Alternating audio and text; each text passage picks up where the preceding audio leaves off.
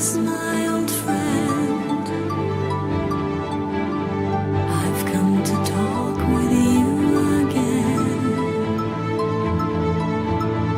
because a vision softly creeping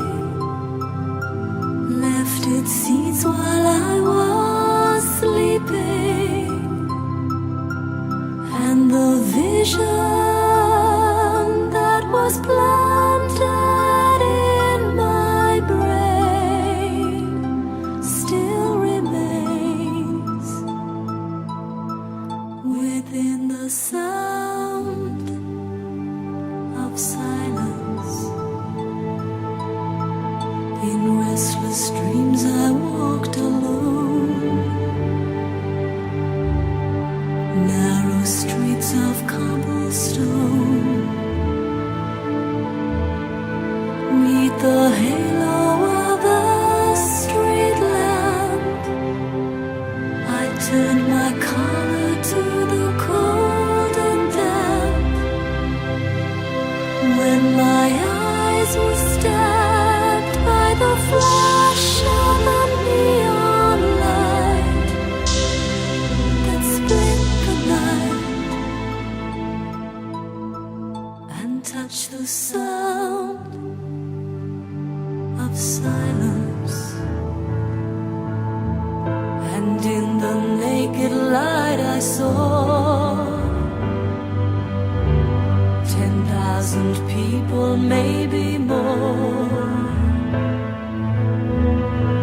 people talking without speaking, people hearing without listening, people writing songs that voices never share, and no one there disturbed the sound of silence. Fool, said I, you do not know. Silence like a cancer grows. Hear my words that I might teach you. Take my arms that I might reach you. 그렇죠.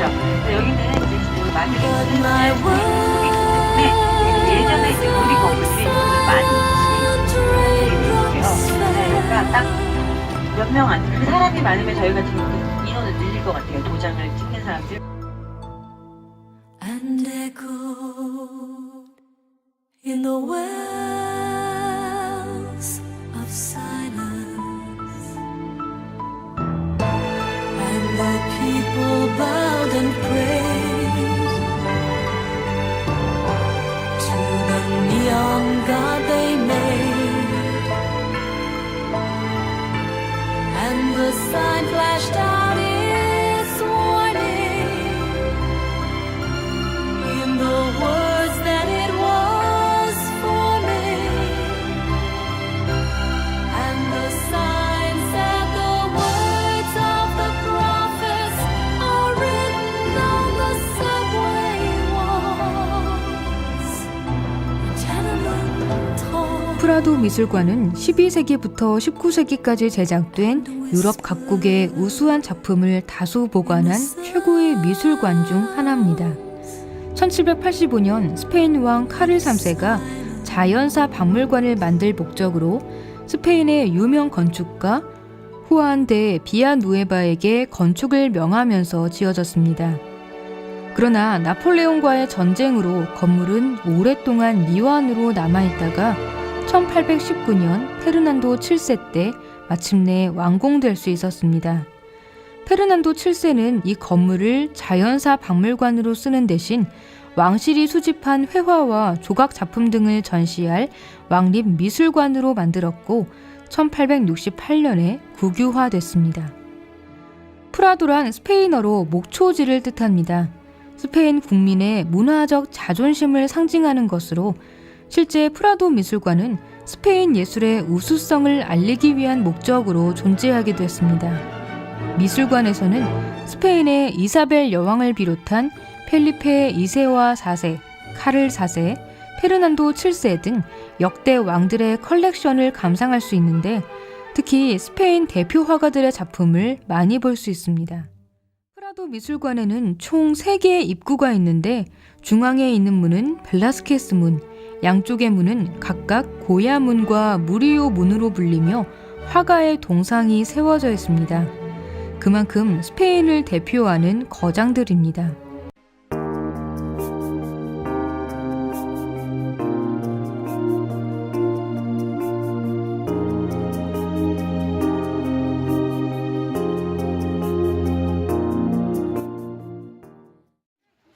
지금 되니까 들고만 계시는데 많이 찍다 걸리면 퇴장이 되니까 들고만 계세요. 카메라. 네. 카메라 들고만 계세요. 그리고 안에서 사진 촬영 전혀 안 돼요. 네.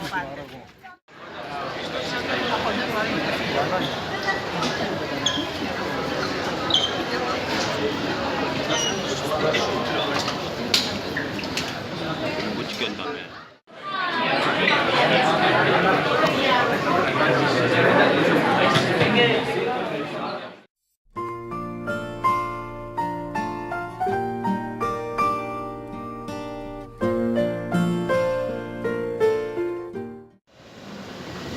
이 안에 프라도 미술관에 대략 한 1000점 정도의 전인들이 전시되어 있는데 원래 이 프라도 미술관이 소유한 작품은 보다 훨씬 많죠. 작품들은 8,000점 정도 된다고 합니다. 뭐 회화나 소묘 그리고 뭐 메달 컬렉션이나 뭐 장식 미술품까지 8,000점 되는데 장소가 소파리스를 포함되는 데 있던 프라도 미술관 안에는 1,000점 정도가 전시되어 있고요. 스페인이 16세기부터 18세기 초반까지 벨기에와 네덜란드를 아우르는 플랑드르 지방을 지배하면서 스페인 왕실은 플랑드르 회화도 많이 수집했습니다. 지옥의 화가라고 불린 히에로니무스 보스의 쾌락의 정원은 에덴 동산과 지옥 등의 모습을 그린 작품입니다. 의도를 알 수 없는 인간들의 다양한 행동과 실체를 알 수 없는 괴상한 생명체들이 있어 난해한 작품으로 손꼽힙니다. 바르톨로메 에스테반 무리오는 따뜻한 색조로 자애로움과 경건함이 느껴지는 성모 마리아를 주로 그려 스페인의 라파엘로라고 불립니다. 그는 50여 점의 성모 마리아를 그렸는데 그중 절반 이상을 차지하는 것이 무염시태였습니다. 무염시태란 성모 마리아가 예수 그리스도와 마찬가지로 원죄를 지니지 않고 세상에 태어났다는 가톨릭 교리입니다. Into my room he creeps without making a sound. Into my dream he peeps. 화가였던 디에고 벨라스케스의 대표작 시녀들은 커다란 캔버스 앞에서 그림을 그리고 있는 화가 자신과 마르가리타 공주 등을 그린 작품입니다. 치밀한 원근법이 돋보이며 거울에 비친 펠리페 4세 부부의 모습과 관람자를 바라보는 인물의 시선 등 여러 가지 장치 때문에 지금까지도 수수께끼 같은 작품이기도 합니다.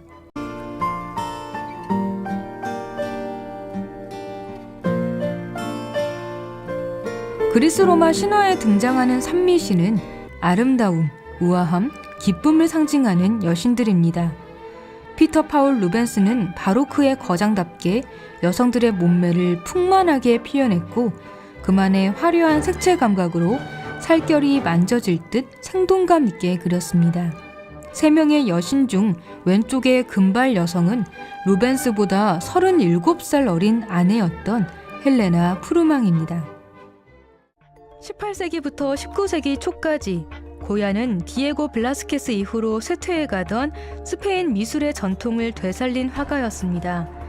유럽, 특히 프랑스에서 신고전주의와 낭만주의가 지배하던 때에 그는 자신만의 스타일대로 스페인 미술을 만들어갔고 그 능력을 인정받아 카를로스 4세의 수석 궁정화가가 됐습니다. 그러나 병으로 청력을 잃고 스페인의 독립전쟁이 발발하자 말년에는 인간의 타락이나 잔인성을 고발하는 어두운 작품을 그렸습니다. 카를로스 4세의 가족은 그가 1799년 화가로서 최고 영예인 수석 궁정화가로 발탁된 직후에 그린 왕실 초상화입니다. 고야는 평범해 보이는 왕실 초상화 속에 카를로스 4세 가족에 대한 풍자의식을 은연중에 드러냈습니다. 13명의 인물들은 제대로 정리도 되어 있지 않고 어수선하게 서 있습니다. 가장 중심에 있어야 할 카를로스 4세가 그림 오른쪽으로 비켜나 있는 데다 그림 왼쪽에 어둠 속에 숨어있듯이 자리한 사람은 고야 자신입니다. 그는 거대한 캔버스를 앞에 두고 서 있습니다. 이런 구도는 그가 존경했던 화가 디에고 벨라스케스의 시녀들이라는 작품에서 그대로 가져온 것입니다. 벨라스케스는 왕실 초상화를 그리면서 캔버스 앞에 서 있는 화가 자신도 함께 그려넣었습니다. 고야는 무심한 표정으로 왕실 가족보다 두어 걸음 뒤에 서 있습니다. 자신은 속물 같은 이 왕실 가족과는 다른 존재라는 것을 그들과 살짝 떨어져 있는 것으로 나타낸 것입니다. 그는 냉정하고 무표정하게 권력의 허상을 바라보고 있습니다. 이 그림이 최고의 초상화로 여겨지는 이유는 인물들의 모습에서 무능하고 부패한 내면까지 엿볼 수 있기 때문입니다. 궁정화가로서 이들 가족의 우매함과 문란함을 옆에서 지켜본 고야는 가장 무능했던 왕 카를로스 4세를 가장 예술적으로 표현하면서 비판의식과 풍자를 교묘하게 감춰놨습니다.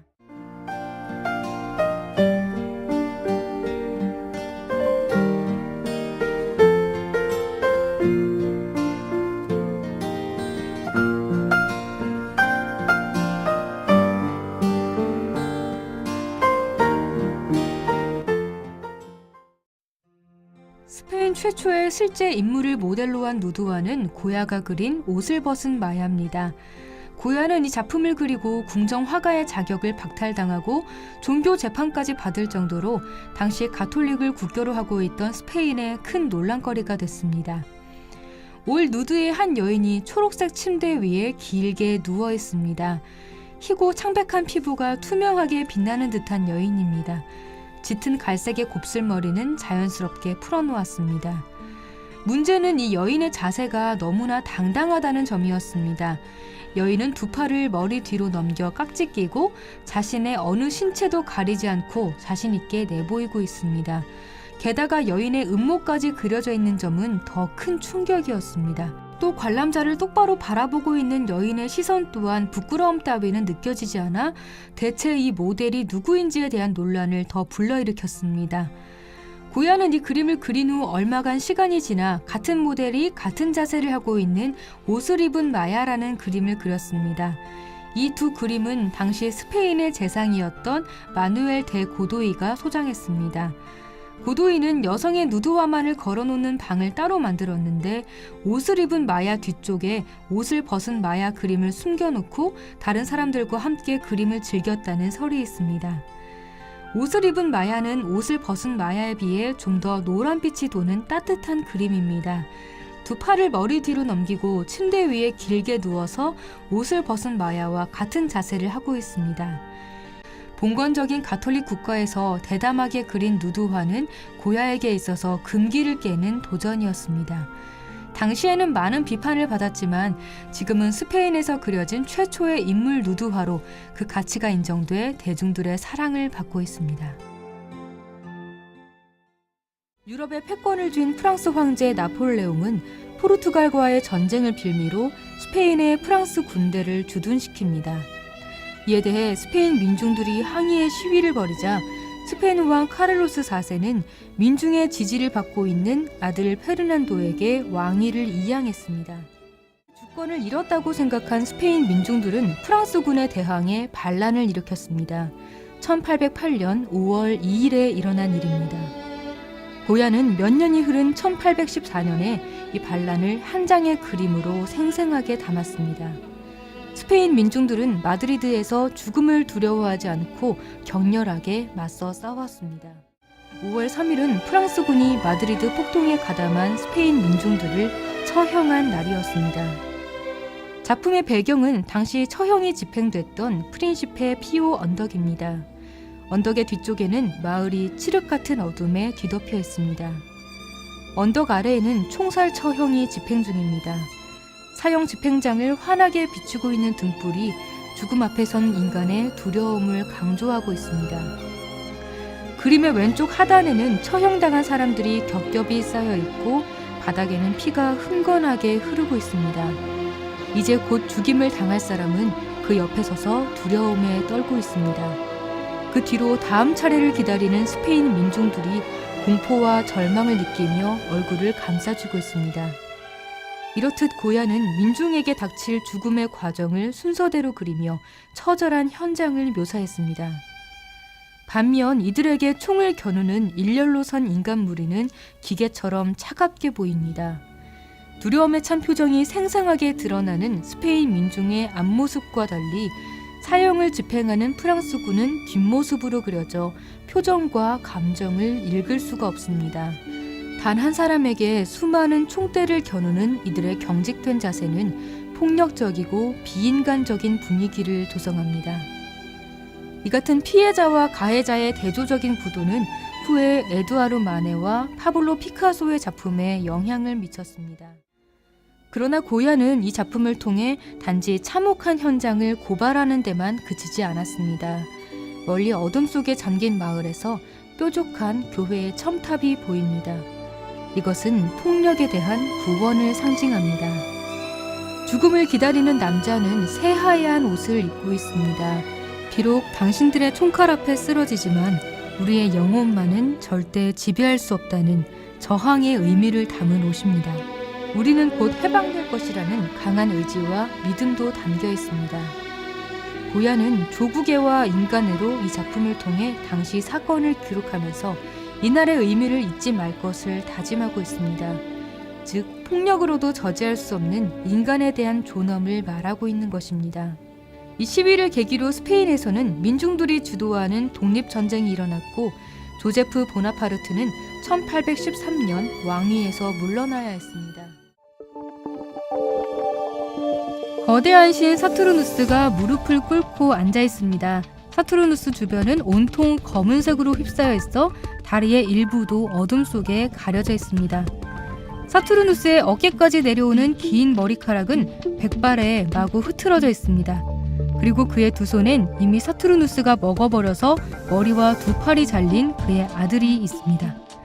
잘린 머리와 팔에서 피가 철철 흐르는 자식을 두 손에 꼭 움켜쥐고 있는데요. 얼마나 세게 쥐고 있는지 피가 날 정도입니다. 사투르누스는 입을 크게 벌려서 자기 자식의 왼팔을 먹으려고 하는 중입니다. 무엇이든 아랑곳 않고 삼켜버릴 것처럼 크게 벌린 입안은 동굴처럼 새카맣습니다. 사투르누스의 표정을 잘 나타내주고 있는 건 희번덕하게 뜬 눈입니다. 광기와 피의 망상에 사로잡혀 크게 눈을 부릅뜬 사투르누스는 자신이 지금 뭘 하고 있는지조차 인식하지 못하는 듯합니다. 너도 자식 손에 죽을 것이다 라는 저주에 사로잡혀 많은 자식들을 태어나는 족족 잡아먹어왔던 사투르누스였기 때문에 죄책감보다는 오히려 쾌락적으로 느껴질 정도입니다. 자식 손에 죽을 것이라는 공포가 자식을 잡아먹는 욕망으로 바뀌어버린 사투르누스는 그렇게 오히려 더욱 늙고 추해 보이는 건 아닌가 합니다.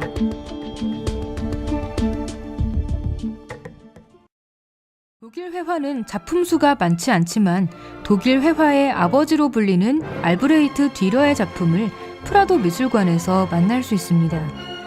듀러는 서양 미술사에서 최초로 자화상을 회화의 한 장르로 만든 사람입니다. 그는 자화상을 여러 점 남길 정도로 자신에 대한 사랑과 자부심이 대단한 화가이기도 했습니다.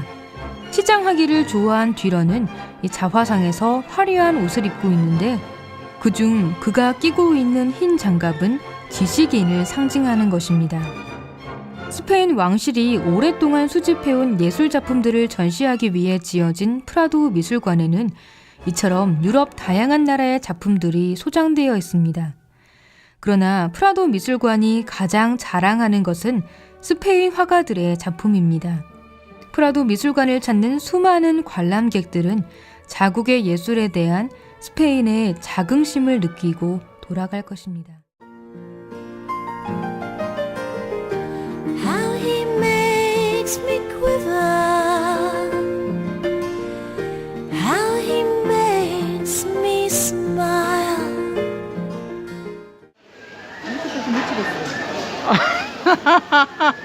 아이고 세상에.